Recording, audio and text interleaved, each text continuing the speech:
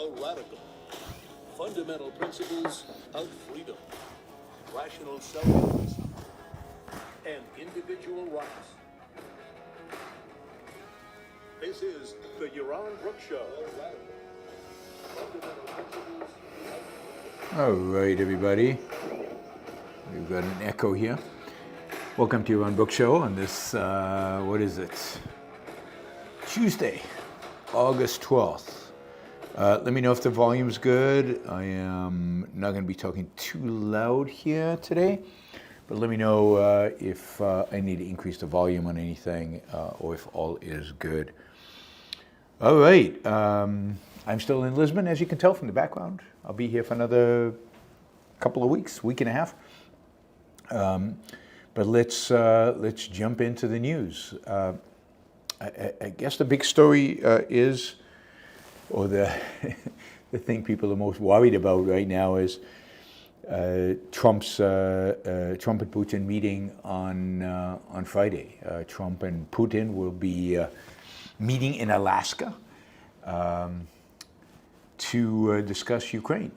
I guess Trump wants to end the war, and you know, one of the real tragic things about all of this, unsurprising, completely unsurprising, is the fact that Trump is reverting back to the language he used earlier in the year, where he basically was blaming the war on Zelensky, was blaming the war on Ukraine.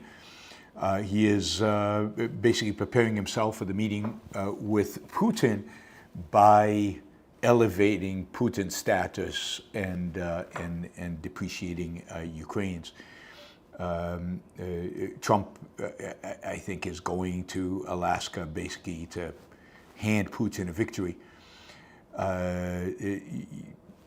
Now, whether that holds or not, whether Ukraine can resist whatever Trump agrees to, whether Europeans can back up Ukraine and get them to resist, I don't know. But it does seem like that is the essence of what Trump is doing. He has again fallen under the influence of the anti-Ukrainian element within his coalition, the MAGA coalition. And it's just absurd, the kind of stuff he's talking. So here's a couple of quotes from his press conference earlier today, no, well, yesterday, I think, yesterday. It was 24 hours ago. This is Trump. I mean, this is... He says, I asked a question to a very, very smart man, Viktor Orban from Hungary. I said, can Russia be beaten by Ukraine? He looked at me like, what a stupid question. He said, Russia's a massive country. They fight wars. That's what they do. Okay, so first, Viktor Orban is his source of information. Viktor Orban, who is pro-Russia, pro-Putin. Viktor Orban, who is a strong man within Europe, who is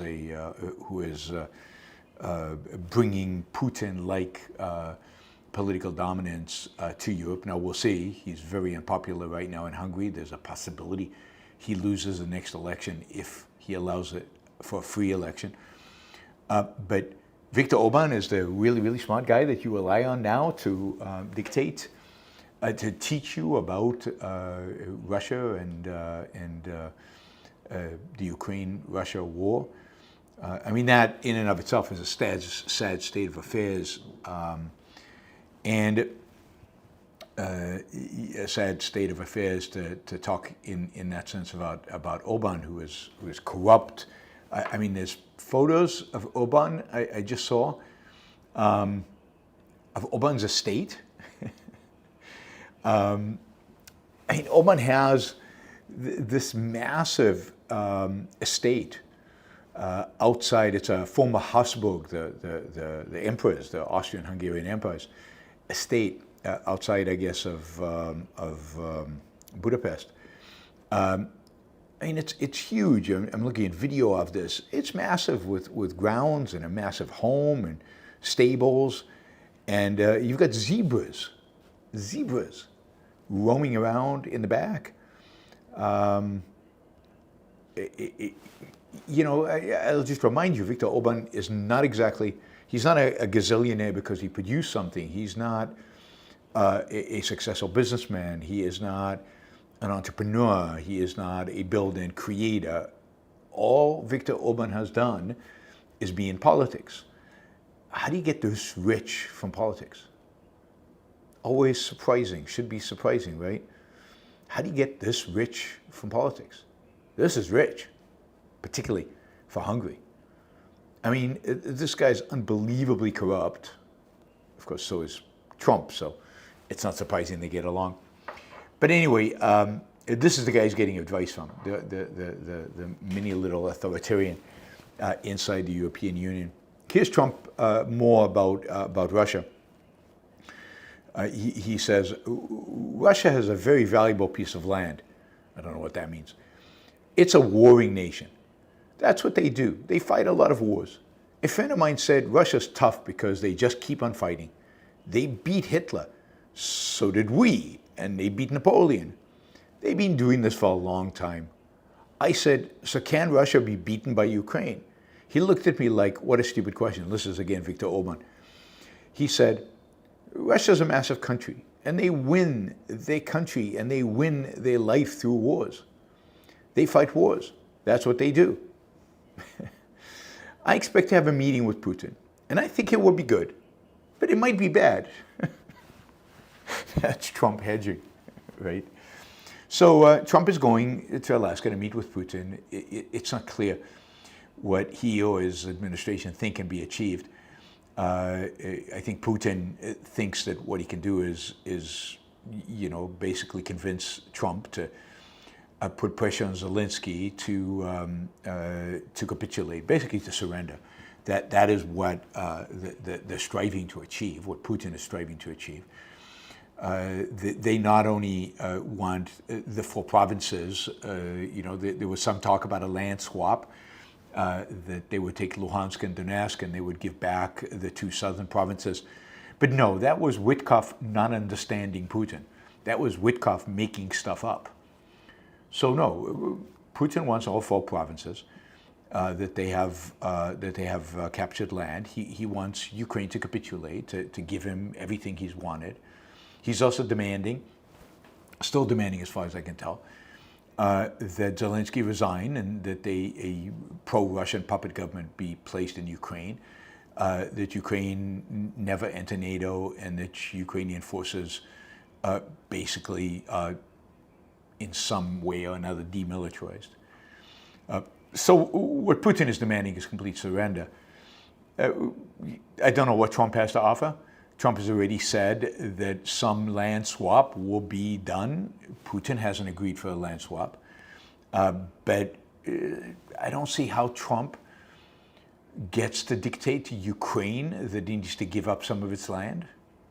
How does he get into the position to do that? Zelensky already has said that any kind of land swap, any kind of giving up of land in Ukraine would have to be approved by some kind of national referendum, because the Constitution is very clear that no land can be given up. Trump made fun of that yesterday in his press conference. He was like, what, you have to get a vote in order to swap land, in order to get a peace agreement. But it's fine, Trump said, to go to war and have a bunch of people killed and kill a bunch of people.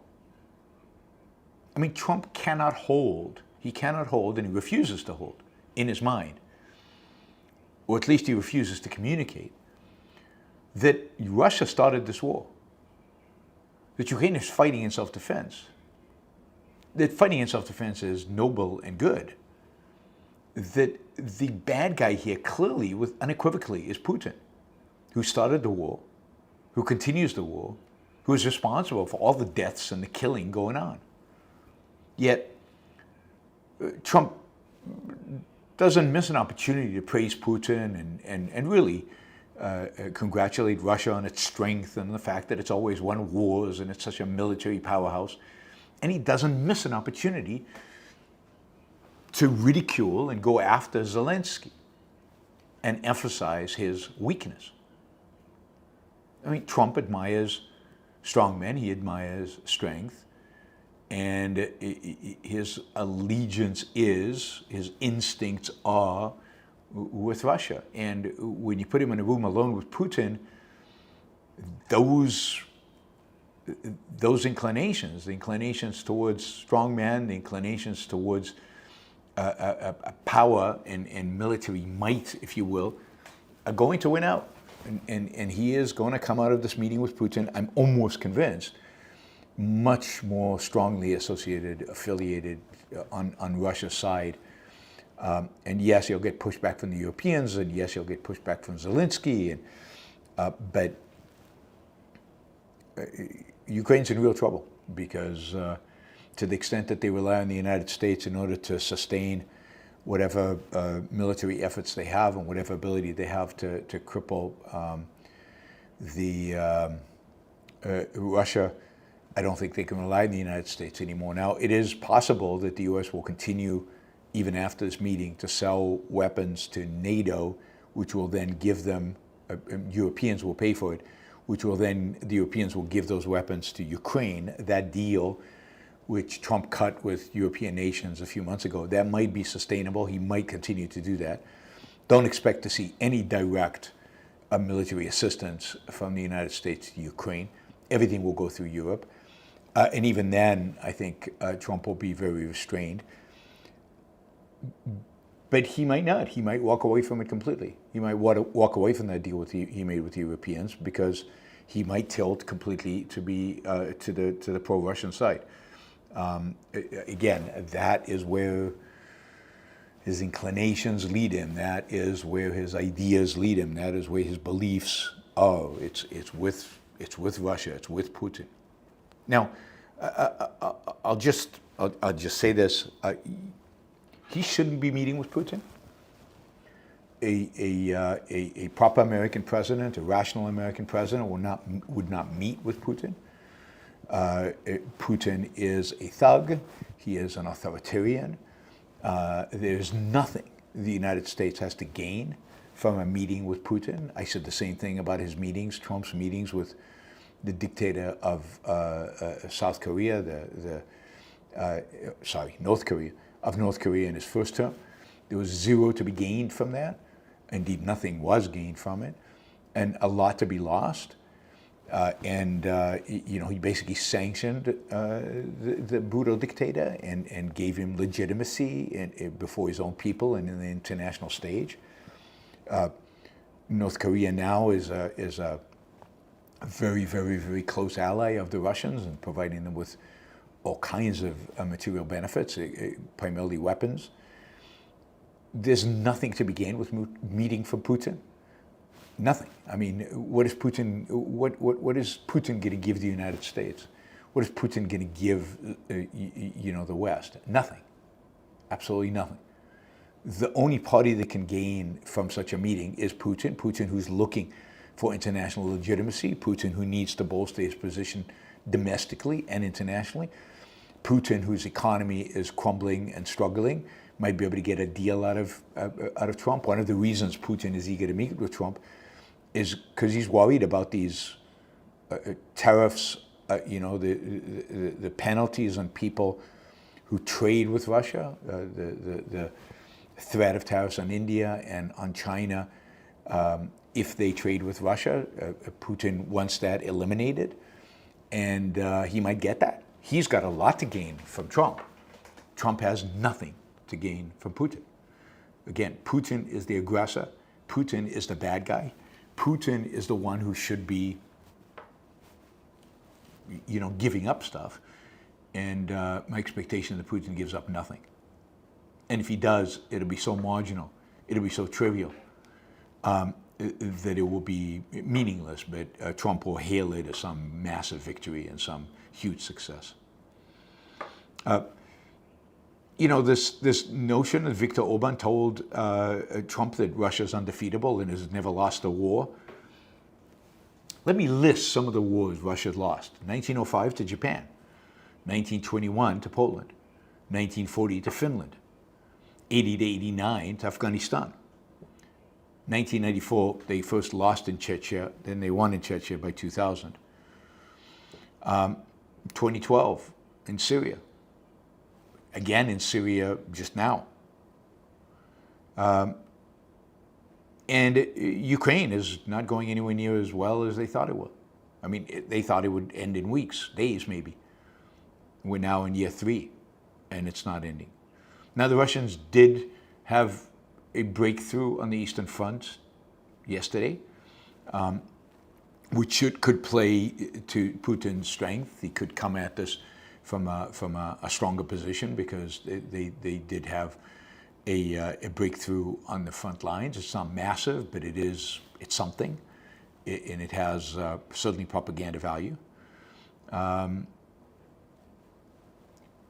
So he'll go into that with a stronger hand. Remember, Trump likes strength, and his argument is Ukraine has no cards. Russia has all the cards. Russia's breakthrough on the front, on the Eastern Front, is another card that Russia has to play against to show Trump in terms of see how successful we are, see how well we're doing. You can't defeat us, you can't beat us. And Trump is going into that meeting with that mindset that Russia cannot be defeated. Because that's what his friend, Viktor Orban, told him. I don't know. It's a pretty sad state in the United States when an American president is going into a meeting with a Russian president in which all one can expect is the capitulation of the American president before the Russian. This is the Trump's friendliness towards Russia is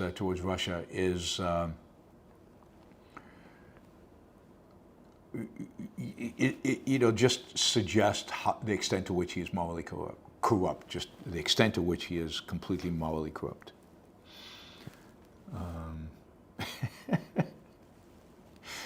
This guy's, I'm just looking at the chat. Sorry, guys. This guy's completely obsessed. We've got this guy, Gnub something, who is completely obsessed with my chat, and so he comes on the chat every day, pretty much, and he asks questions about free will, and he thinks he's got us on free will. He's got gotcha questions. But he doesn't agree with anything in objectivism. But every day, he's got nothing else to do in life. He's must be one of these guys who sits in his mother's basement, and he just keeps coming out and asking questions about free will. And people answer him, and he just repeats himself, and he goes nowhere. It's just like a little obsession he has with my show.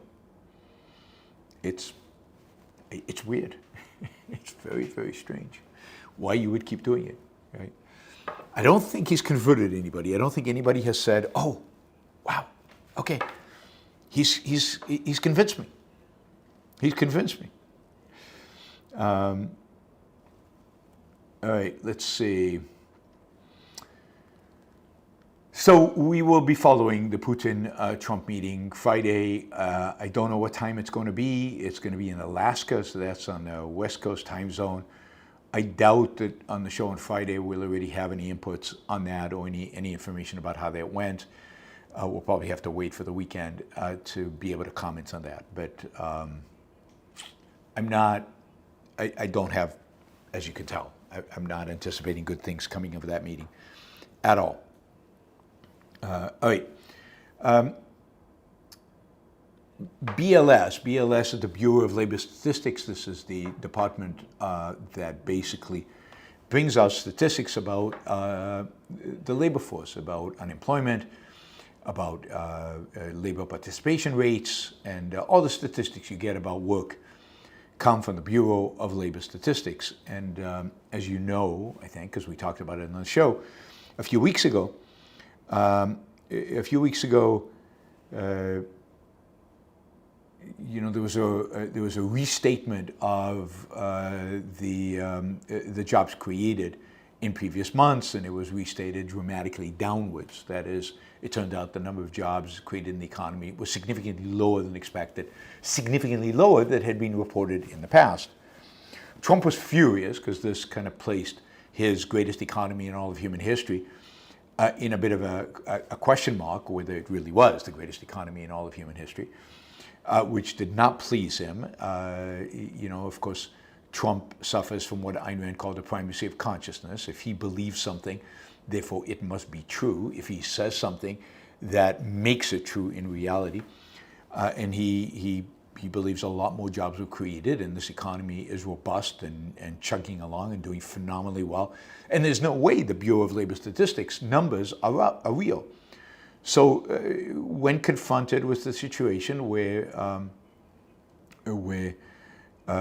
your statisticians are providing you with information you know with certainty is false, as Trump knows with certainty because he feels it, he has a gut feeling about it, fire the statistician. So Trump fired the head of the Bureau of Labor Statistics. He fired him for presenting him with the wrong numbers. Right? This is what autocrats, this is what authoritarians have done forever. I'm sure Orban has done this. I mean, Putin does it a little differently. He doesn't just fire them, he throws them off of windows.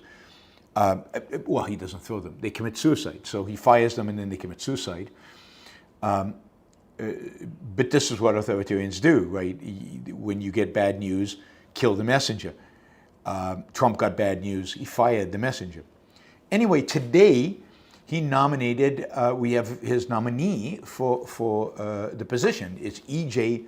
Antoni. E.J. Antoni with a comma PhD right after his name, just in case you didn't know he had a PhD. And it's a PhD in economics for some hodunk university.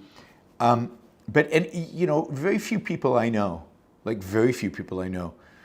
who have PhDs, who are economists with PhDs, have PhD after their name. I don't. I don't use Yaron Brook, comma, PhD, just to show you. So anytime people do that, I'm a little, Anyway, E.J. Antoni has that. He is also the head of, the chief economist at the Heritage Foundation. So he's supposedly a big shot. Anyway, he has just been nominated to be the BLS commissioner. His nomination has to be approved by Congress. So there is a chance that he won't be, although it doesn't seem like Trump, it doesn't seem like Trump would be willing to, or put it this way, it doesn't seem like congressional Republicans are willing to, Senate Republicans are willing to challenge any of Trump's nominees. I mean, really, the nutty ones, like RFK got through, and Tulsi Gabbard got through, then anybody can get through. I mean, we've got a bunch of spineless, mindless Republicans who just do whatever Trump tells them, and I can't think of worse people in their respective positions by any political party than RFK and Tulsi Gabbard. They're about the worst people imaginable for those kind of positions. E.J. Antoni is an economist. I think he got his degree from Northern Illinois or something like that. But here's the thing about E.J. Antoni. When he was announced today, all these economists who are actually, all these right-wing economists, conservative economists, libertarian economists, came out, and basically the consensus among all of them is this guy is a complete ignoramus. This guy doesn't know statistics. He doesn't know basic facts. He doesn't know anything about labor economics or labor statistics. That this guy, his only qualification is that he is a completely loyal to Trump, right? I mean, here's Jason Furham. Now, Jason is not a conservative, but still, this captures the spirit of everybody else that was writing there. He says, I don't think I've ever publicly criticized any presidential nominee before. Turns out he criticized one. But E.J. Antoni is completely unqualified to be the BLS commissioner. He is an extreme partisan and does not have any relevant experience. He would be a break from decades of nonpartisan technocrats. The position of BLS director has always been held by people who are, they just know the stats, they know how to do this, they're not partisan. He is definitely a partisan. You know, if you look at Brian Albrecht, who I think is more libertarian, he says, E.J. Antoni completely does not understand economic statistics. He is a partisan hack. And he links to, basically, here's a chart. This is actually a tweet that I commented on when it came out originally, not even knowing who E.J. Antoni is, but he posted this. This was in July. He posted this in mid-July. And I quote E.J. Antoni. Imported prices just came in way below expectations. June was up just 0.1 month over month, negative 0.2% year over year, while May saw a huge downward revision from flat, negative 0.4% month over month, still waiting for tariffs to be passed on by foreign producers, right? Now, here's the commentary that was made. Import price index, which is what he was using and looking at, measures pre-tariff, same thing, pre-tariff prices. The fact that pre-tariff prices are basically flat means Americans are paying the tariffs. Although I wouldn't expect a Heritage Foundation guy like yourself to be smart enough to understand basic stuff like that. This is from Joey Politano, another one of his critics.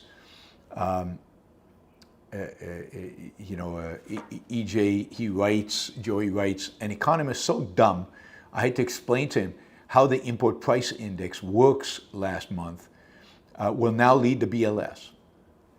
So somebody who doesn't know how these statistics are even calculated or even presented, but it has a PhD after his name, is now going to lead a statistics organization that this is its responsibility.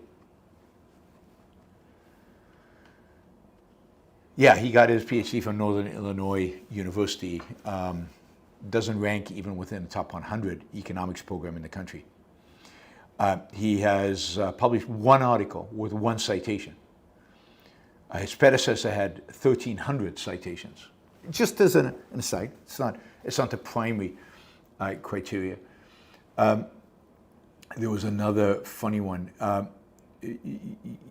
He cites this is about labor participation rates. This is again a tweet from E.J. Antoni. Millions of people left the labor force during the 2020s and never returned. During 2020, and never returned. They don't have jobs, but aren't counted among the unemployed. This is artificially reducing the unemployment rate. This, of course, he wrote when Biden was president. So he was saying, no, it's much more, it's much more, unemployment is much higher than it really is. Biden economy is not that good. I wonder if he'll make that same argument now that he is responsible for those statistics, and now that it's a Trump economy, where I'm sure the unemployment rate is much lower than is actually being reported. And, just to be clear, given the aging population, the number of people out of the labor market,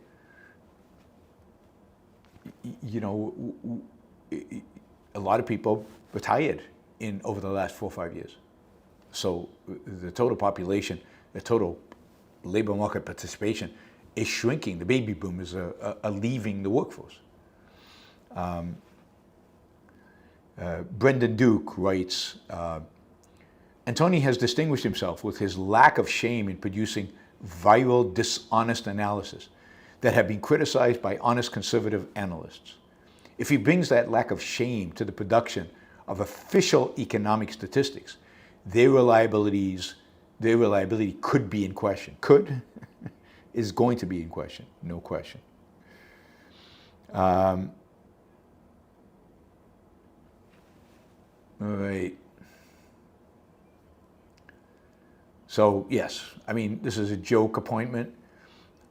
He is, useless and hopeless, but he might give Trump the numbers Trump wants. And that's the criteria that counts, right? Trump wants great employment numbers. I can give you great employment numbers. All right, so you want a statistician you can control, just like Trump wants a Fed chairman that he can control. He wants somebody at the Fed that that will do what he tells them. And he wants somebody at the Bureau of Labor Statistics that does what he wants them. He probably wants somebody, I don't know who reports the CPI, whoever reports the CPI, I'm sure that Trump wants somebody there that he can control. Indeed, there was a story today about markets now wondering whether they can really trust economic data coming out of the Trump administration, including the inflation numbers, whether any of these numbers are actually real. And it's a really good question.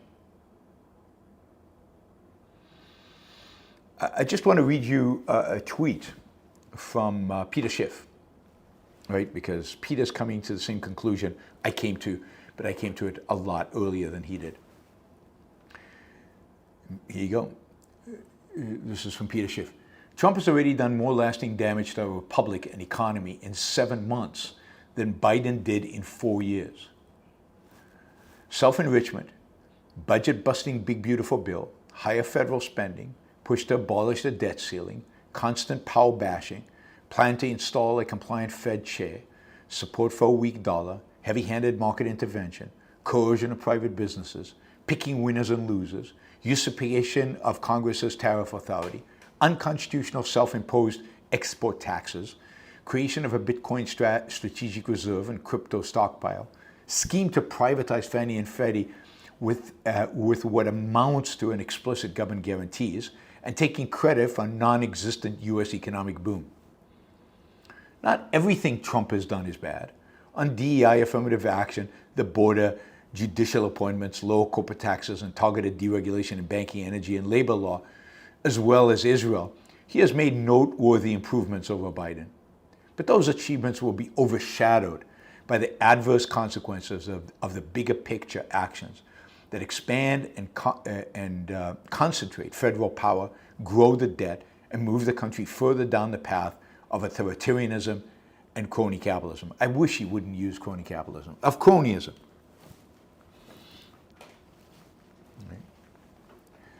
As a result, the coming economic debt, dollar, and financial crisis will be blamed on what Trump pretends to stand for, blamed on capitalism. This will open up a huge window for the socialist wing of the Democratic Party to blame the collapse on unbridled capitalism and exploit the crisis to pass far more draconian socialist policies than the nation ever would have accepted absent their ability to blame the crisis on Trump and the Republican Party. Just like happened during the financial crisis. Just like happened in the financial crisis. So, yeah. Peter Schiff's absolutely right, and this, in spite of what Ann says, right? This is not just motivated by by Trump's support of Bitcoin, although that's irrational in and of itself, Trump's support of Bitcoin, but it's motivated by the truth. Trump is a disaster for the economy. Trump is a disaster for this place.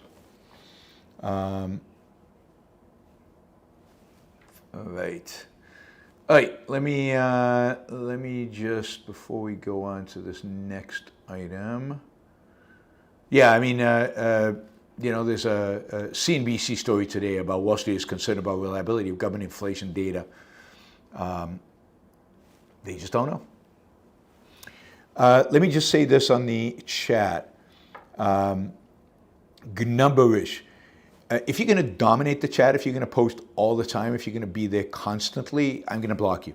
So it's fine once in a while to say something, but if you're going to scare everybody away from being on the chat and just constantly just post, then I will block you.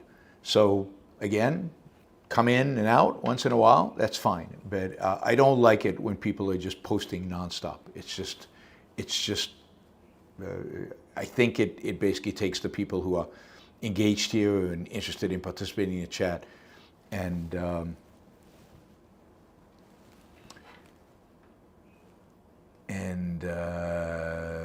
keeps them away. And I don't want that because they're the ones that support me financially, and they're the ones that I need to keep going here. I know some of you have already blocked him, but I will block you completely if you just continue to dominate like this. This is not a place to get into argument with other objectivists about free will, which, God, you do pretty much every day, constantly. So enough is enough. All right, more of Trump's really insanity. Intel CEO last week, Trump basically said that the CEO of Intel should resign, and he said he should resign because he has a conflict of interest because he's invested in a lot of Chinese companies, and this is China, and he's the CEO of Intel, an American company, and he basically said the CEO should resign. Now, Intel is in trouble, and Intel is trying to kind of go through a restructuring and reorientation and try to come out of a real crisis, and put itself, right the ship and get itself profitable again. And the consequence of Trump going after the CEO of Intel, which a president of the United States should never do. It's none of the business of the president of the United States who the CEO is of any particular company. If the CEO of Intel has done something illegal, arrest him. Other than that, you have no business in intervening in who runs American businesses. This is exactly the kind of economic fascism that Trump is making so much worse in this country. It's bad enough under other presidents, and it's much worse under Trump. Anyway, but this is kind of a typical story. The CEO of Intel yesterday, went and met with Trump, and completely flipped him. Trump is now hugely in support of Intel CEO Lip-Bu Tan. I guess Lip-Bu Tan, sucked up to President Trump, which is what you need to do. Trump wrote in his, in Twitter, I met with Mr. Lip-Bu Tan of Intel, along with Secretary of Commerce Howard Lutwick and Secretary of Treasury Scott Bessent. The meeting was a very interesting one. His success and rise is an amazing story. Mr. Tan and my cabinet members are going to spend time together and bring suggestions to me during the next week. Thank you for your attention in this matter. I mean, what are these suggestions exactly? Did Lip-Bu Tan suggest that the U.S. government increase its subsidy for Intel? Intel is, after all, kind of the American national champion of microprocessors and is competing with TSMC and Samsung and the Japanese company, and it's not doing well. Is Trump having Lutwick and Bessent talk to Intel about how the U.S. government could support it, even more than it already has through the CHIP Act, which was done under Biden? Is this just more of an example of the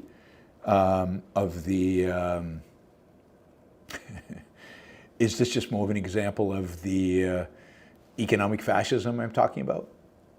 But yes, this is what it looks like. Intel spokesman confirmed the meeting. He said, quote, earlier today, Mr. Tan had the honor of meeting with President Trump for a candid and constructive discussion on Intel's commitment to strengthening U.S. technology and manufacturing leadership. It's fascinating, right?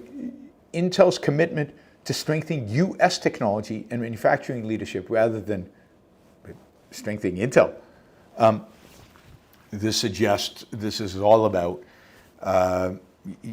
cronyism and trying to get the government to support Intel even more. Intel, sadly, as much as I love the company and as much as it has this amazing history and is so central and essential to Silicon Valley,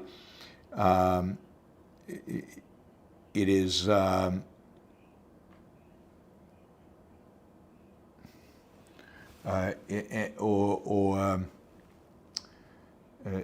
company that's so central to Silicon Valley, But the reality is that Intel has always been prone to run to Washington, D.C. whenever it gets into trouble. This happened in the 1980s.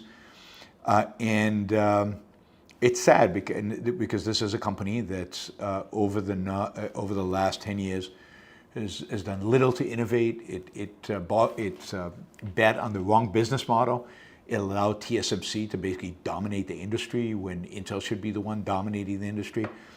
But that is because it picked a bad business model and did poorly. Now Tan, who is now the CEO, used to be a director, or was a director since 2022, so he's new to Intel. And he's only been CEO since March, where he replaced Pat Gelsinger as CEO. Pat Gelsinger was not a CEO of Intel for very long. So Intel has gone through a number of different CEOs. I think Tan is really trying to turn Intel around. There is talk about Intel splitting into two companies, a chip design company and a chip manufacturing company, with the manufacturing side becoming a manufacturer to anybody's designs, and in that sense competing with TSMC. Whether that happens or not, it's hard to tell. Again, remember, just last week, Trump said that Tan is highly conflicted and must resign immediately. This is after Senator Cotton of Arkansas questioned Tan's ties to China.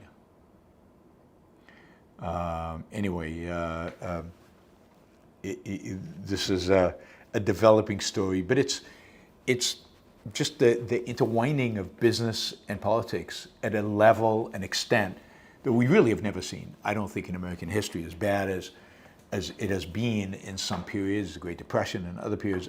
I don't think we've ever seen a president as engaged, as involved, as part of industrial decisions and business decisions and granting favors and exemptions as much as Trump has been.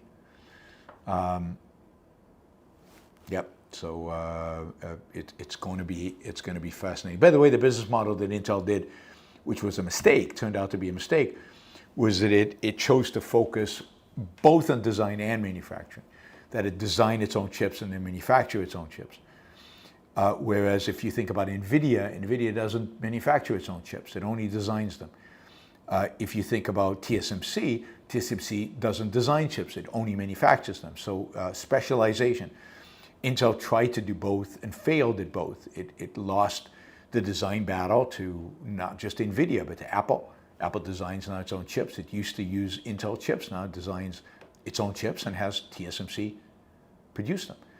And it lost the production to TSMC and Samsung, who, Samsung might design chips, some chips, but Samsung will manufacture whatever chip you want them to manufacture. TSMC is a foundry. They don't design the chips, they just make them. And that is the business model that won. And that is a revolution that TSMC initiated.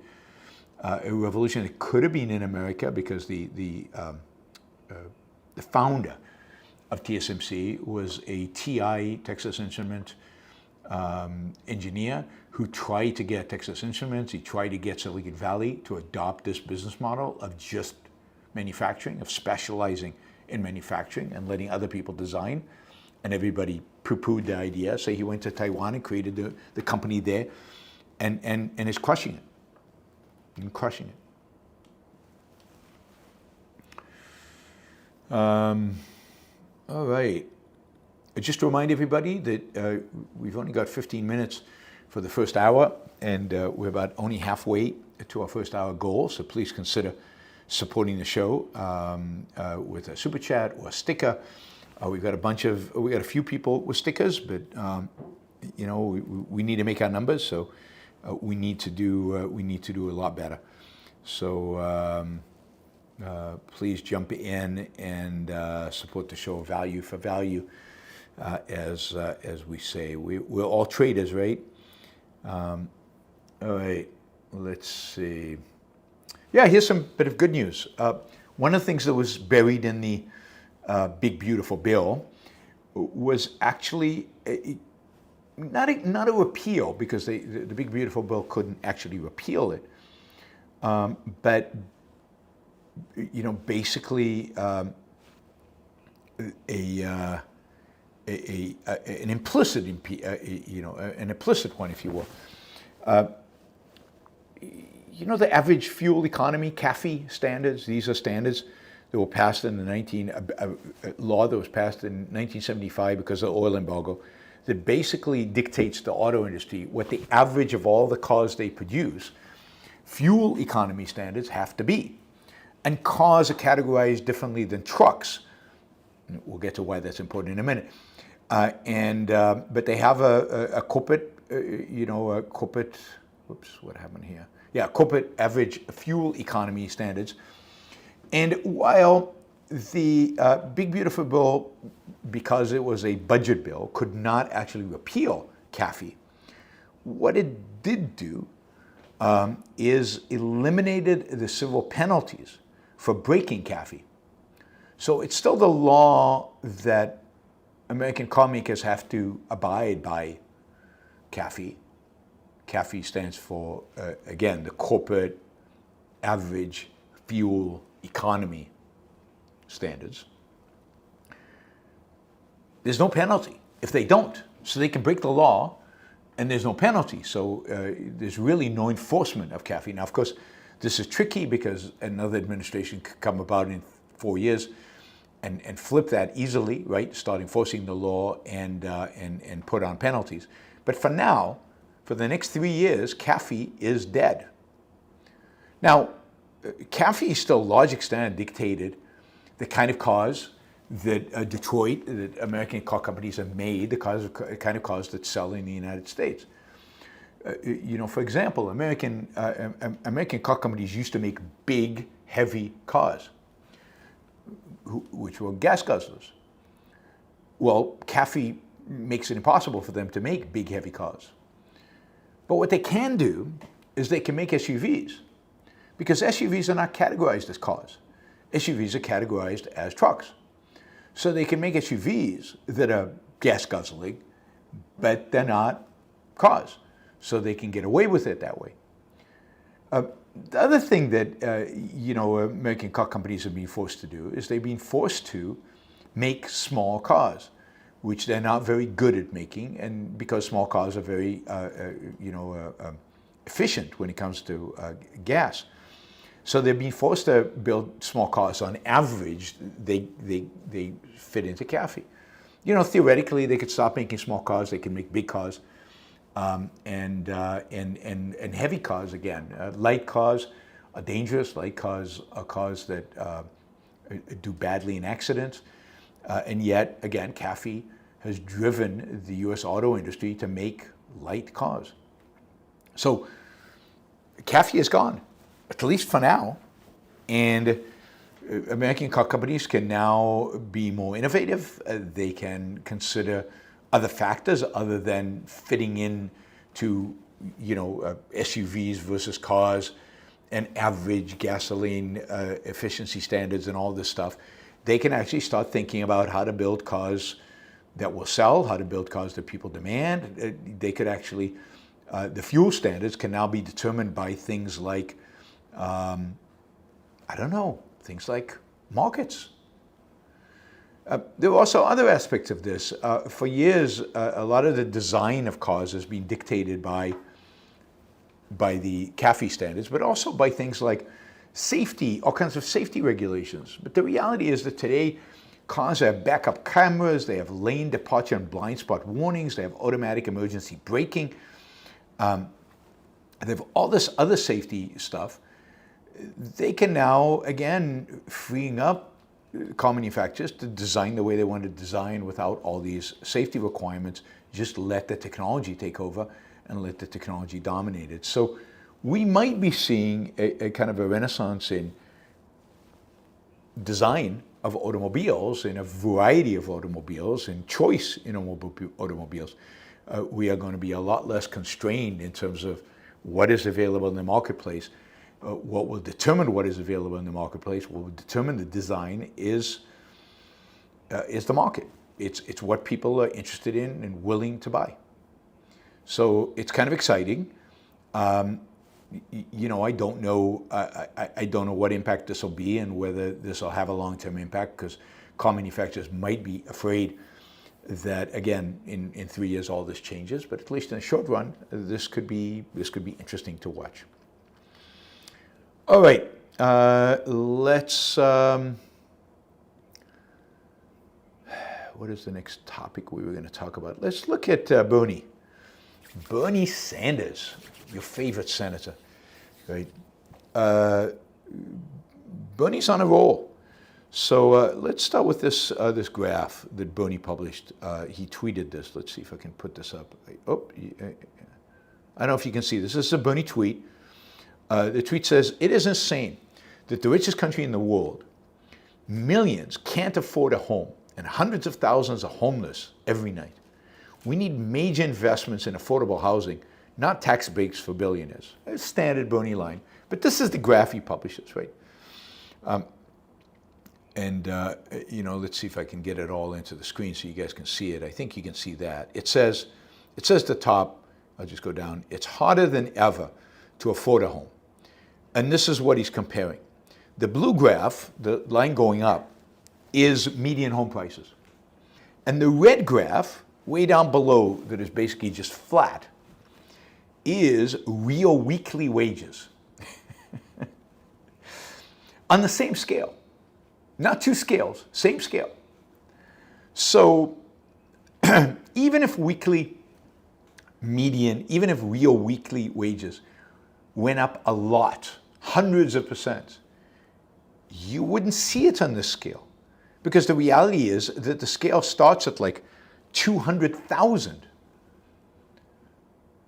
And weekly wages are never going to be that high. Oh, well, don't say never, right? In laissez-faire capitalism, they might be. But median wages are not that high. So this is just lying. It's just bizarre. And so you've got the red line is flat. It's flat because on the scale as presented in the graph, there's no change. But that's at the scale presented in the graph. That's exactly the point, right? And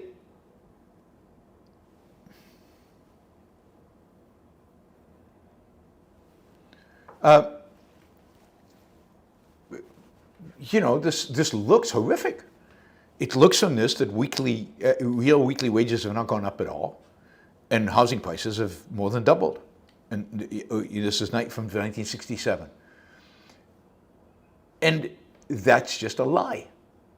It's just a lie. It's just deception. It's just marketing to fool people. So let's look. This is from a blog post by Noah Smith. But I'd seen this graph on Twitter earlier, and it was ridiculous from the beginning. So let's look at some stats, right? Here's, oops, let me straighten this out so you can see it better. This is median sale price of houses divided by median personal income. So this is median price of a home divided by median personal income. And you can see that, yeah, it's up. That home prices relative to income are up. But nowhere near as much as Bernie Sanders, nowhere near kind of the hysteria or the demagoguery of what Bernie Sanders is claiming. Yeah, we all know it's much more expensive today to buy a home than it was in the 1970s. But not that much more expensive. Because while home prices have doubled, earnings have gone up as well, significantly during that period. So right now, what is this saying? In the 80s and 90s, it took about 8 years of work to afford a home. Since then, it's climbed to about 10 years to afford a home. All right, that's more. So in the 80s and 90s, you had to work for 8 or 9 years to afford a median home. You had to work 8 years to afford a median home. Today, it's 10 years. So it's gone up, by 25%. And that's not good. It shouldn't go up at all. You know, if supply kept up with demand, then it wouldn't go up at all. But it has, all right? But is this the kind of panicky of a Bernie Sanders? No. And if you look at where the challenge is, if you look at mortgages, because right now interest rates on mortgages are relatively high, they are, but the reality is that in terms of the monthly burden, that is what percentage of your hours of work per month does a mortgage cost you? It's about the same as it was in the mid-2000s, and it's below what it was in the 1980s, and even in the late 1980s. So historically, mortgages are not that expensive. Not if you look back enough. And then if you look at the down payment, that's where the big difference is. So it's much more expensive. It's much more difficult today to make the down payment, which shows you that interest rates, as high as they are today, are relatively low as compared to what they were in the 1980s. So most of the burden in terms of working hours, in terms of years to work, is borne in order to achieve the down payment. Just thought you'd find that interesting. And again, home prices are way more expensive than they should be, particularly on the coasts, particularly in the western United States, kind of Colorado west. They're very expensive. And the reason is supply. The reason is almost exclusively supply. And supply not matching demand, in other words. There's lots of demand to live in those places, and you can argue about why do people want to live in California, but they do. And then the question is, why is supply not keeping up with demand? And that has to do with regulations and zoning and everything else. So Bernie's just panicking everybody and hysteria and being upset, but this is typical of the kind of economic lies that the left constantly tells us. But of course that the right now shares in terms of how bad the economy is. Things are always presented by them as much worse than they really are. Just one other comment about Bernie. He's also on video today being asked about whether Hamas has any culpability in people starving, and he basically says no. It's 100% Israel's fault. Right? So there is no responsibility on the part of Hamas for starvation in the Gaza Strip. And he knows exactly what he's doing, and he knows exactly what he's saying. But that's the kind of morality that you get, which leads me to our next topic. Yeah, this one. I went into kind of a little rabbit hole today, and I thought I'd share some of this with you. It started with just a post by the latest interview of Tucker Carlson. Tucker Carlson interviewed Mother Agapia Stephanopoulos. And she just goes on a rant about the horrible treatment that Christians get in Israel, and how Israel just discriminates against Christians and oppress the Christians, and how Israel runs an apartheid system and everything. And this is just so detached from reality. I've talked about apartheid in Israel and the complete fiction that constitutes. I gave the example of my mother being in hospital and her doctors being Arabs, and her sharing a room with Arabs, and the whole thing is bizarre. People either don't know what apartheid is, they don't know what Israel is, or they're just plain lying. And I think for most people, claiming Israel is an apartheid state is just them just lying. They are blatantly lying about what is going on in Israel. And she is lying. This woman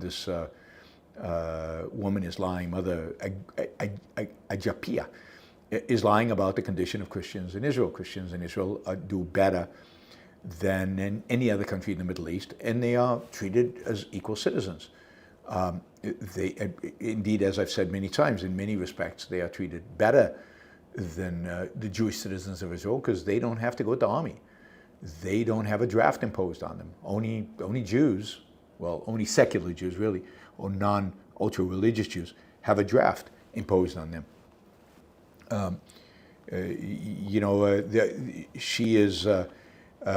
She's claiming that Christians are treated better in Muslim countries. How is that possible when the Christian population in every Muslim country is declining dramatically, and the Christian population in Israel is increasing significantly because they're having babies? And they're not being discriminated against, so they're not leaving, whereas the Christians of Lebanon, of Syria, of Iraq have all left. Even in Egypt, which has a large Copt population, Christian, they're leaving. They're leaving because they're being discriminated against. So the only explanation for this kind of lying, this out-and-out deception, this out-and-out,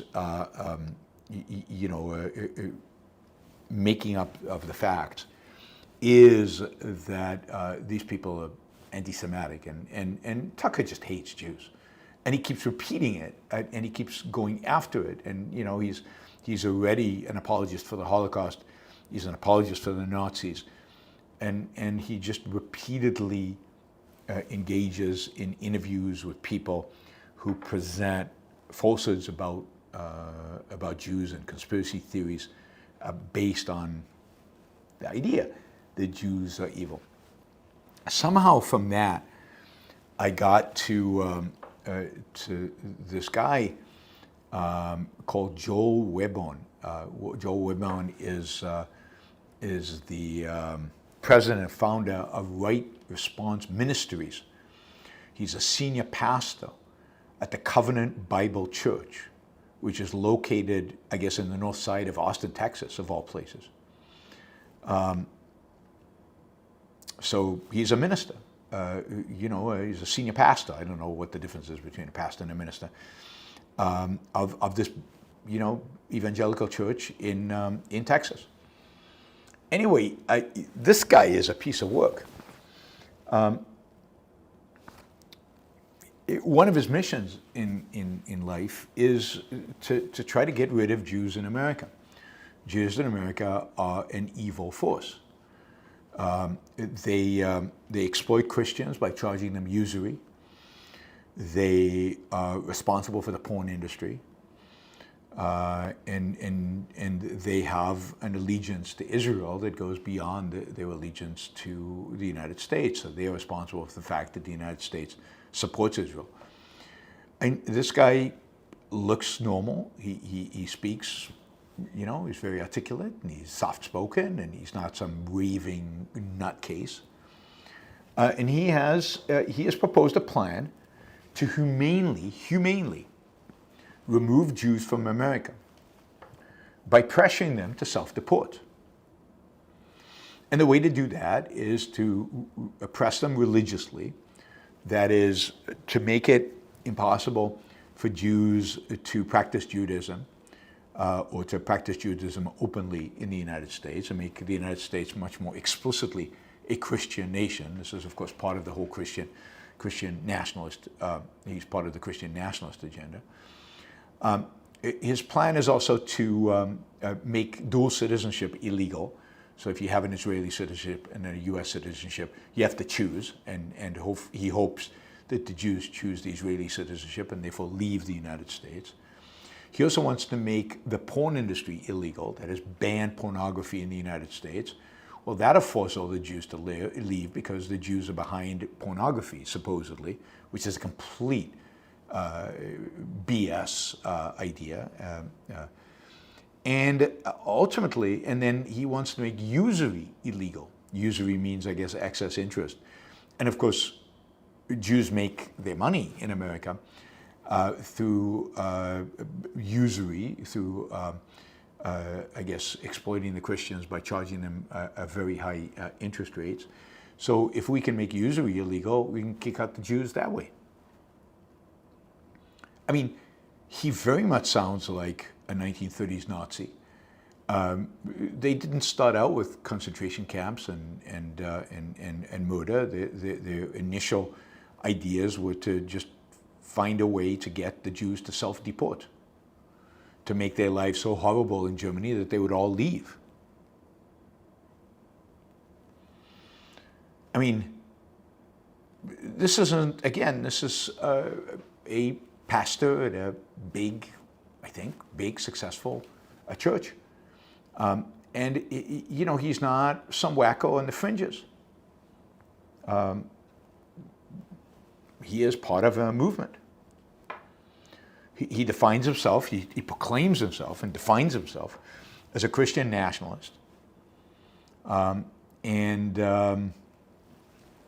He wants and believes that this country needs to be a Christian country. It needs to emphasize its Christian roots. I mean, I find this interesting. What are the Yoram Chazonis of the world going to think of this? You know, Yoram Chazoni, an Israeli Orthodox Jew, who really founded and has spearheaded the National Conservative movement. As the National Conservative movement gets taken over by Christian conservatives who don't want Jews anyway, how's that going to play out? Now he says that while the Founding Fathers largely held positive views about Jewish Americans in the colonial era, you know, because the Bible is in Hebrew and, you know, they were real Christians, right? You know, they also believed that the country was basically a Christian country, and what he wants is to ban Jews from holding any public office, ban Jews from voting. He said Jews cannot hold public office. I'm quoting him. They can live here, and they can live here peacefully, and all these kinds of things. But no, this is a Christian nation, and those who reject Christ and hate Christ, they can be in the car, and we shouldn't mistreat them, but they don't get to drive. He says, it's okay to have a country. Listen to me, Christian. You're allowed to have a country. You are. It is okay to say, no, this country, this nation is for us and our posterity. It's not for Hindus, it's not for Muslims, and it's not for Jews. It belongs to Christians.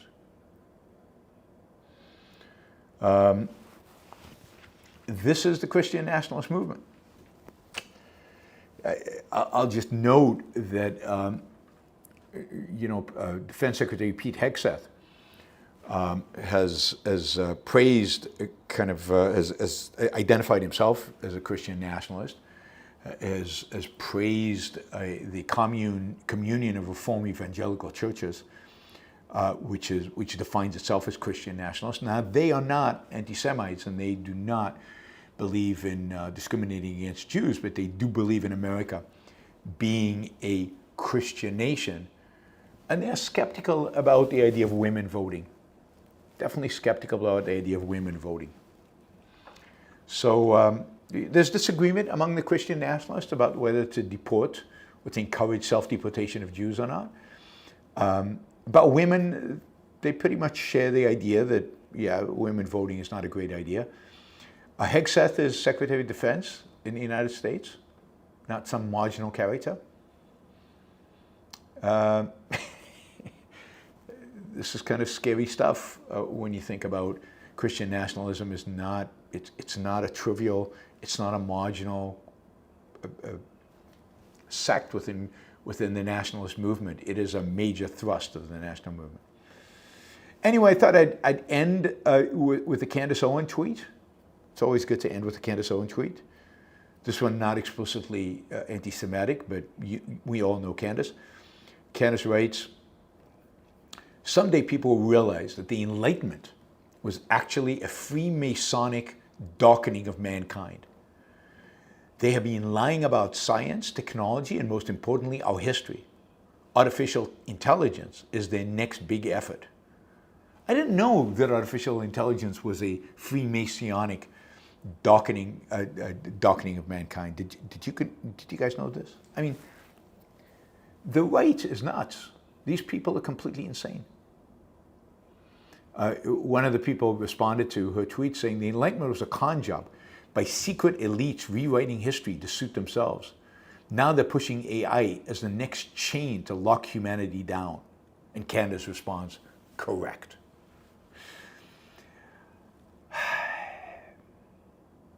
All right, anyway, people are nuts. We've got anti-Semites to the left of us and anti-Semites to the right of us. And anti-Semitism is clearly growing in influence in the United States. There's no question about that, because it's on both sides. It's Bernie Sanders with his, Bernie Sanders of course is Jewish, with his just obscene hatred of Israel and support of Hamas. And on the right, you've got Tucker Carlson and Candace Owen and these religious nuts and the Christian conservatives. And really, what you're seeing come together is really Leonard Peikoff's prediction in the dim hypothesis. You're seeing the nationalists and the religionists unite under Christian conservatism, and then the question is, to what extent can they actually find a political leader who can actually take it to the next step and dominate this country? But that is the scary part. That is the really scary part. Oh, Enric says, stuck in the middle with you. You know, anti-Semites to the left of us, anti-Semites to the right of us, stuck in the middle with you. I don't know, it doesn't quite work right. All right, that is the news, guys, for Tuesday, August 12th. Tomorrow, we'll be going in the same time, same place, same time. So again, it'll be, I know it's inconvenient, but given my travel schedule, this is, we will be doing it at 12 p.m. East Coast time. We'll be back to more normal times for the Yaron Brook Show on Thursday and Friday. That'll be closer to 3 p.m., 4 p.m. And then I'm hoping to do a show on Saturday as well. But we'll certainly have a show on the next 3 days in better timing. Just a quick reminder that we're way off our goals. So if you guys would like to support the show, this is a trader principle, and you know the show is made possible by you. Could be happening without you. So please consider supporting it. I rented this nice office so we could have regular shows, and the office is expensive. So please consider supporting the show so that I can continue providing it on a regular schedule, even when I travel.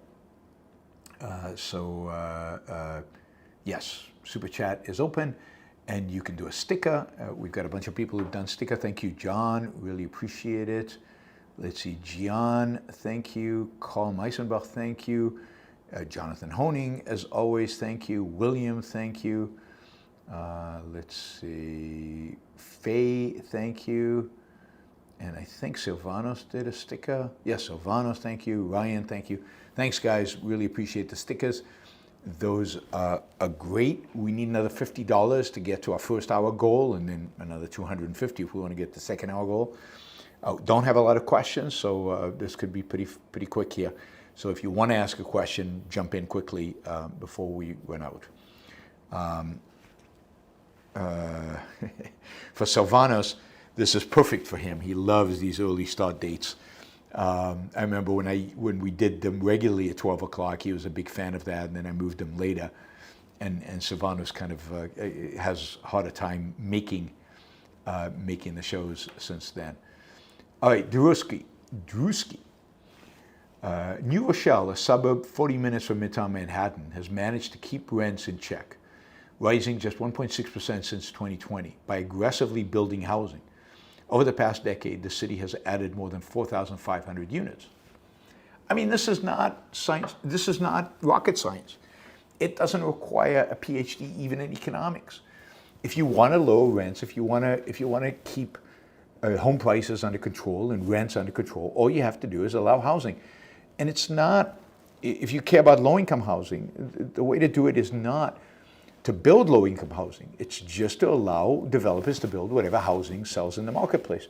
Because as people move out of their previous homes to higher end homes, the previous homes become low income housing or the equivalent of. So you don't need to try. All you need to do is build, build, build. The more you build, the lower housing prices will be. And it's not that the state or the city has to build. All it needs to do is get out of the way of builders who want to build. Get out of the way of developers. Let them build, and housing prices will come down. This is true everywhere and always. It's simple supply and demand. This is not hard. It's not complicated. You can see. You can see demand for housing in places like California, and you can see supply of housing, let's say in Silicon Valley or in Orange County or in LA, and you can see there's a mismatch. And the way markets clear when there's a mismatch is prices adjust. And if demand exceeds supply, prices adjust upwards. And by adjusting upwards, they restrict demand.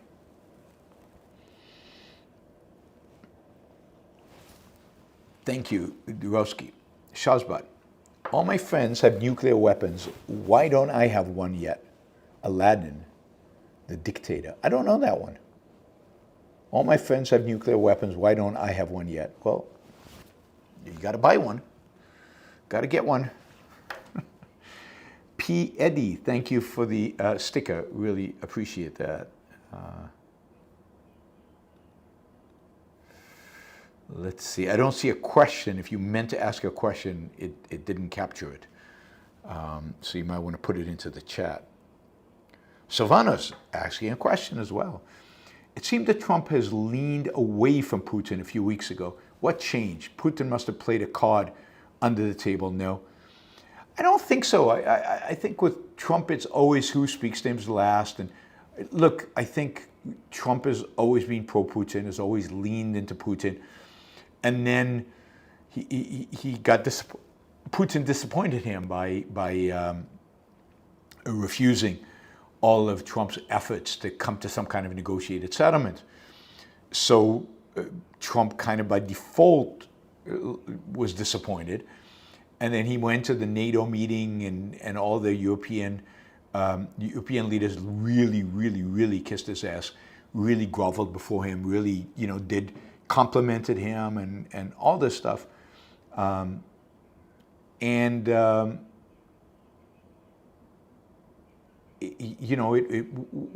really happened was that, okay, he said, oh, maybe these Europeans are not so bad. And he came back and he was much more pro-Ukraine and cut a deal with NATO and NATO buying the weapons and all of this stuff. But then, he still wants a negotiated settlement. That's still his preference. And look, a lot of people in MAGA are very anti the U.S. supporting Ukraine and very pro-Russia. And I'm sure over the last few weeks, a lot of the MAGA folks have gone to him and said, what happened? Why are you switching to being pro-Ukraine? This is wrong. This is not what we voted for, all of that stuff. So Trump decided to try again. He sent Witkoff off to Russia.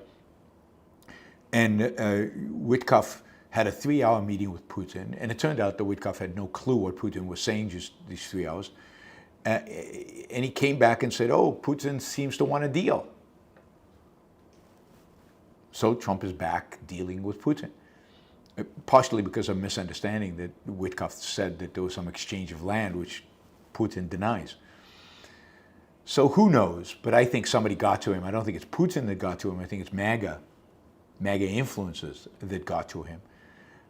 It's people like Hegseth, who are very pro-Russia, that got to him. There's a real battle within the White House. You've got Hegseth, who's pro-Russia, and you've got Marco Rubio, who's pro-Ukraine, and they're going at each other. And look, Putin might be a little desperate right now. Look, the economy, Russia's economy is doing really badly.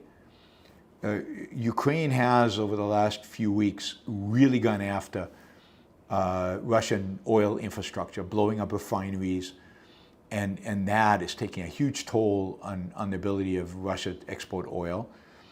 And these potential tariffs that will increase penalty for countries dealing with Russia, I think is worrying Putin.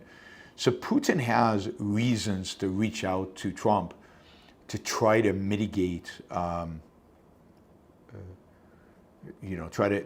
to convince Trump that he's the good guy again.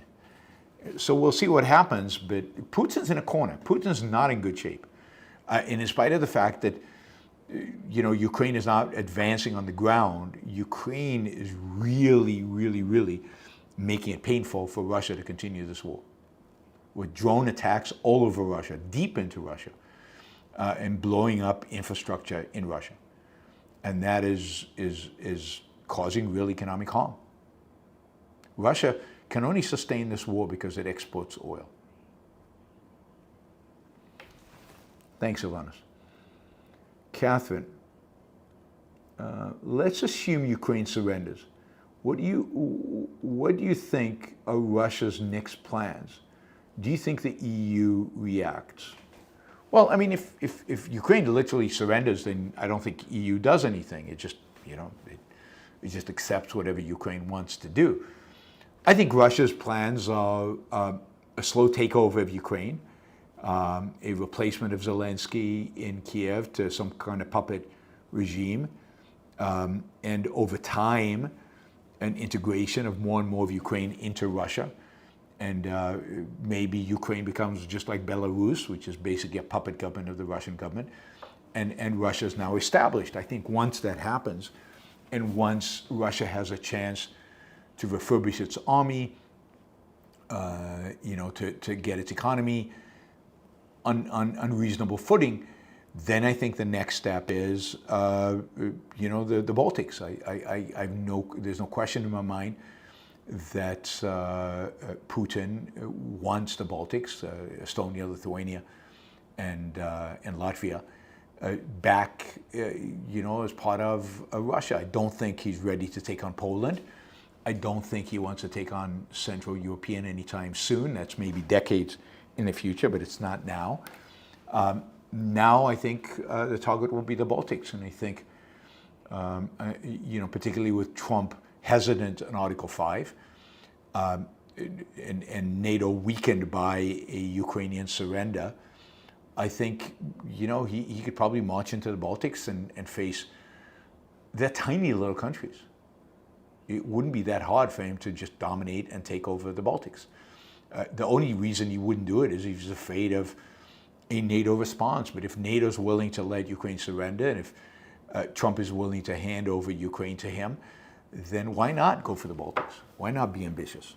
So I think that's where he goes next. This will only embolden him. Evil is always emboldened by weakness, and Trump is exhibiting weakness, just like Biden did. Right?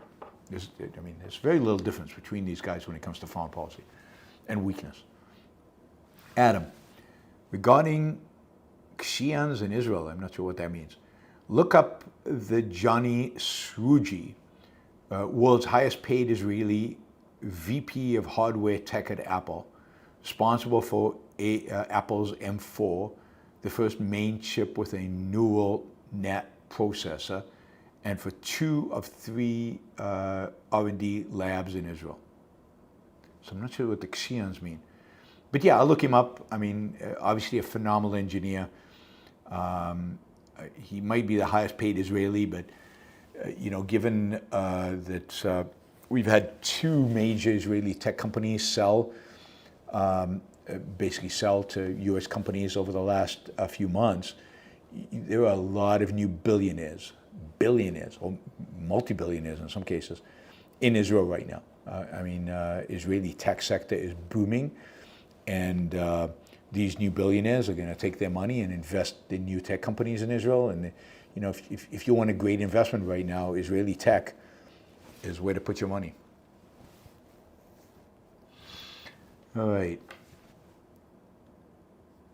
That quote was from Sacha Baron Cohen, the Cohen film, Oh, the Dictator. That was, we discovered the reason the dictator doesn't have a nuclear weapon is because he killed his scientists when they disagreed about the shape of the missile's nose, pointy around.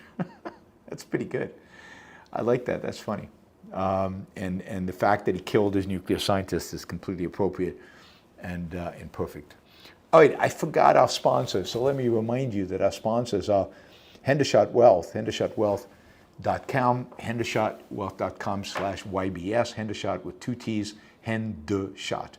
Pretty straightforward with 2 T's, wealth, all one word, .com/YBS. They have a product that can reduce or at least dramatically defer your capital gains taxes. It's a really cool play. It's a complex play. It's not something you can do by yourself. It's not something you can just get your financial advisor to do. There's a whole strategy around this. It involves taking on leverage. It involves investing in particular types of funds. It's managed by a company called AQR. You can learn about it by going to my YouTube channel and checking out my sponsor videos. In this case, my interview with Robert Hendershot, where we talk about this. If you have or live off of or anticipate a significant capital gains event, then I encourage you to check out the video and check out Hendershot Wealth Management. Alex Epstein, alexepstein.substack.com is the world authority on all things energy, climate change, environmentalism. Check him out. Check out his Substack.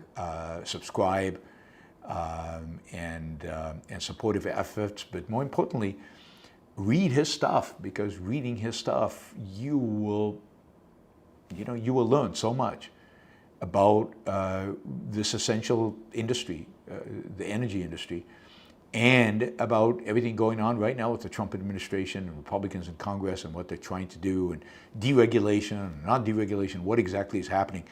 You will learn from him because he's intimately involved in all of that right now. So check out alexepstein.substack.com. And finally, the Ayn Rand Institute. Ayn Rand Institute wants to remind you that they have an app on phones, Android and Apple. The app basically has Ayn Rand content. It's an Ayn Rand Institute app. Ayn Rand content. It has all of Lana Peacock's courses. It has ARU classes. It has just a lot of objectivist content. If you have an interest in studying objectivism and studying Ayn Rand's philosophy, get the app. It's a great way, when you're stuck somewhere and you want to listen to some classes, or if you want to just sit at your desk and listen, that is the best way to access it. It's the easiest way to access it and listen. So go to aynrand.org/start here, aynrand.org/start here, and you can get a direct link to the app stores to download the app.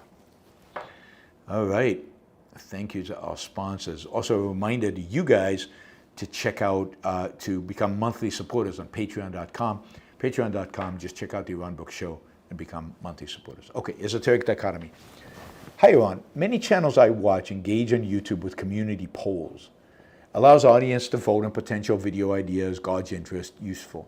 Is it useful? I guess it is. I did a few polls a few times. I need to get organized around that. Let me reintroduce polls. It could be fun to do.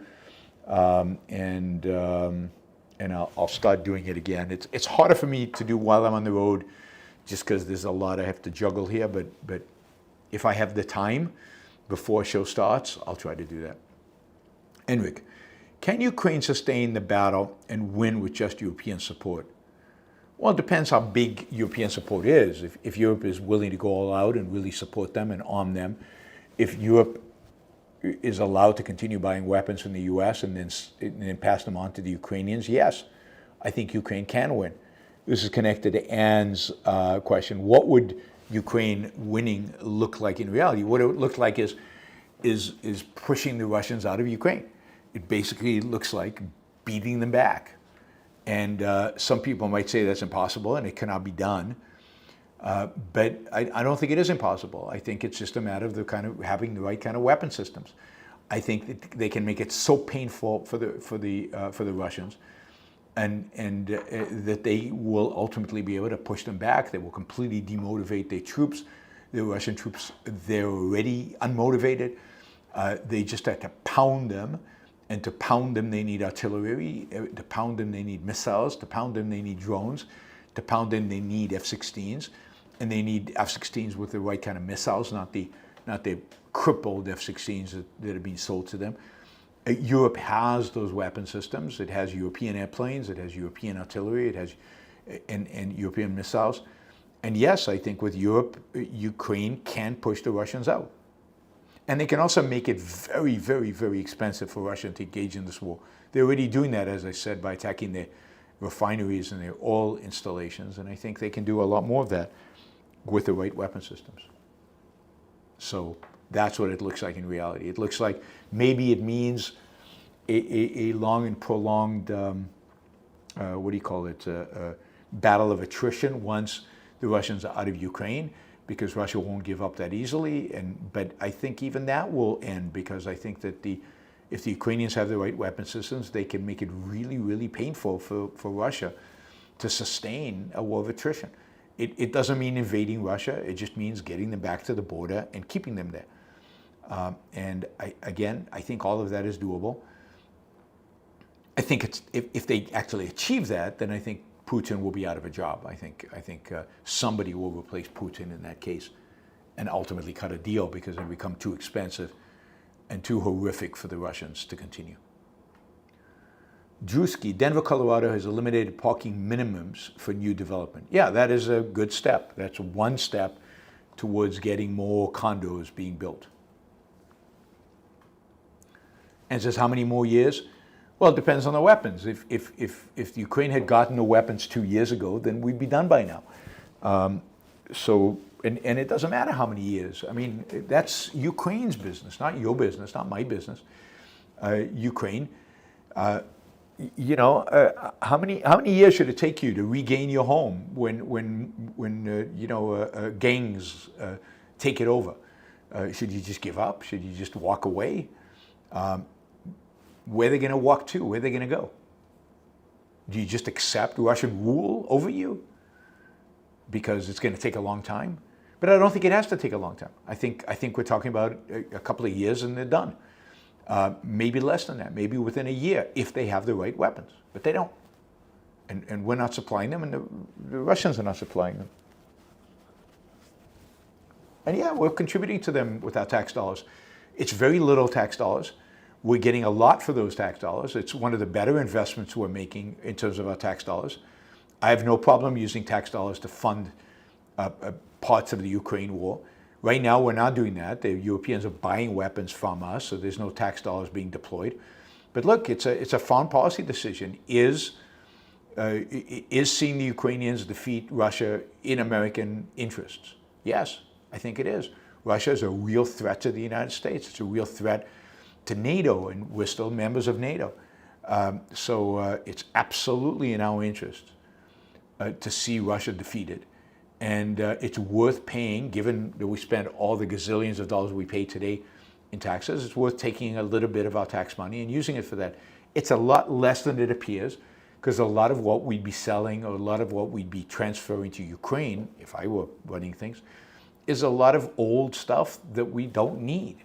Stuff we don't need because it's not useful in any confrontation with China. Stuff we don't need because it's close to expiration date, like different missiles and different artillery shells. It's most of what the Biden administration gave to Ukraine was stuff that we have no need for, that was going to be destroyed by the U.S. Army anyway. It was going to just be blown up because it was useless for the United States. Instead of that, might as well send it to Ukraine and use it to kill Russian troops who are invading your country.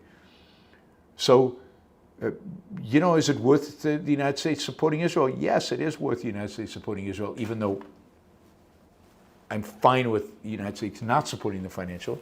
It's worth it because the United States gets much more benefit from Israel than the cost, militarily, than the cost of the military support that it provides Israel. And Israel is fighting the U.S.'s enemy, just like Ukraine is fighting the U.S.'s enemy. All right, Jacob. I'm a teacher and just received my free AOI box of books. Great way to start the year. Kids are already walking around with their copies of Atlas and Anthem. That's amazing. That's amazing that you're teaching Atlas and Anthem. Good for you, Jacob. Thank you. I think we should all be thankful for that, and it's future generations. This is how you change the world. Expose these kids to the good ideas. There's nothing much more that we can do, and if they're exposed in school, then their whole attitude towards Ayn Rand changes. This is something their teacher gave them. This is something that's part of the school curriculum. How offensive could it be?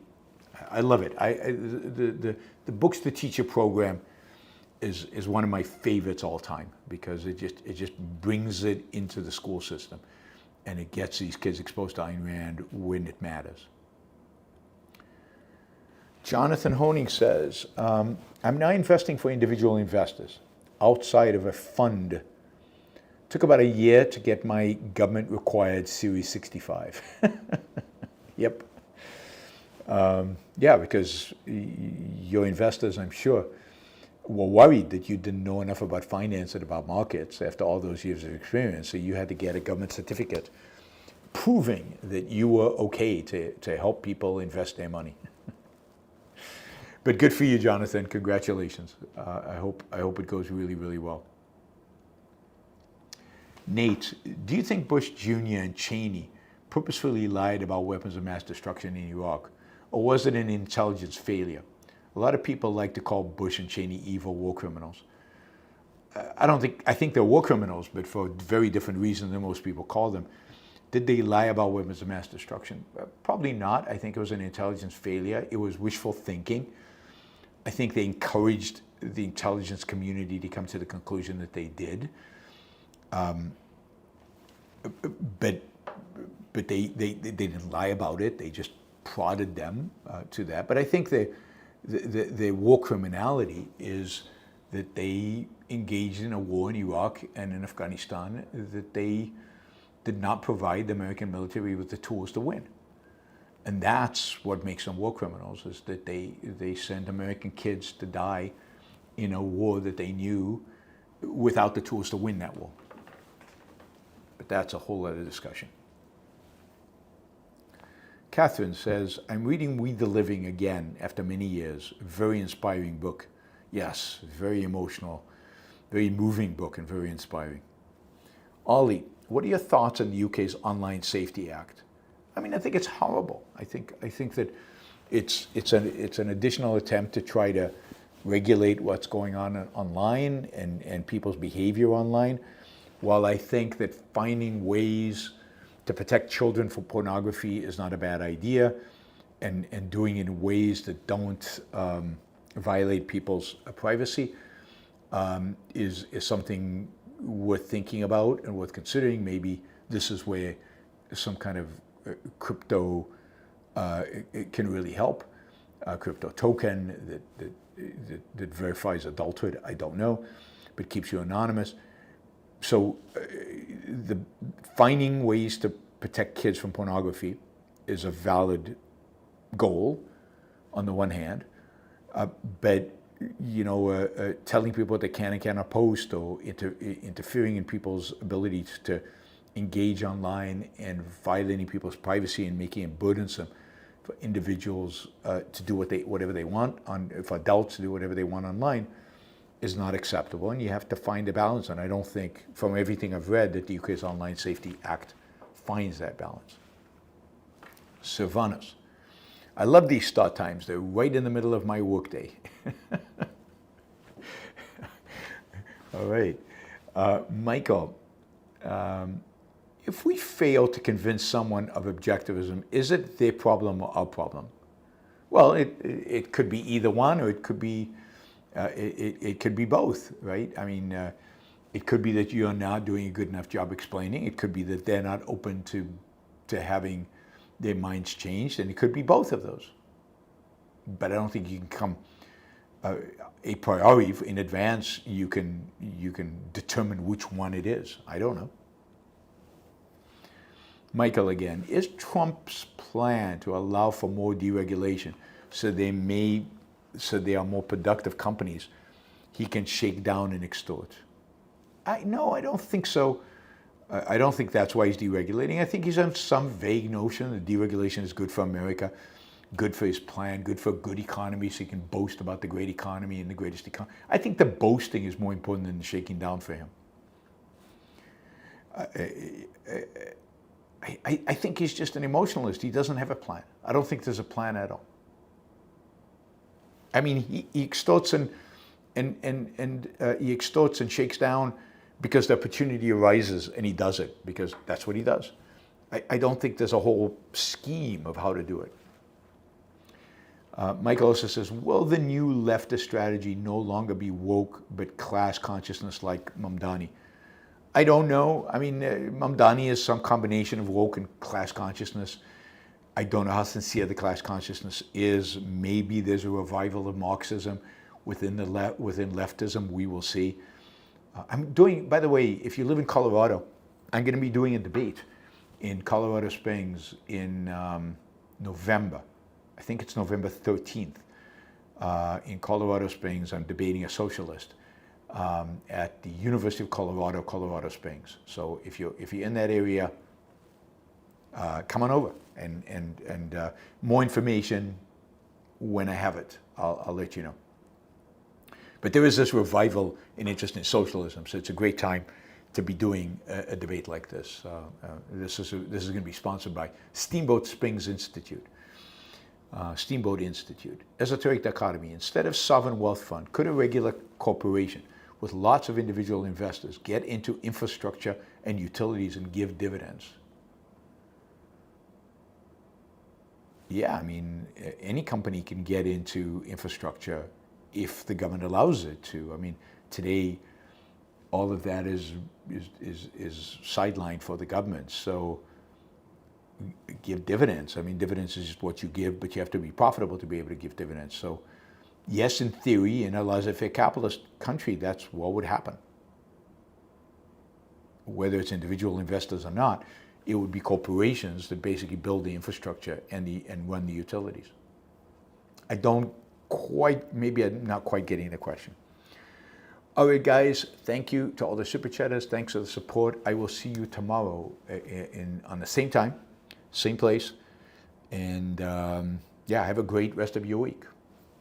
See you all tomorrow. Bye, everybody.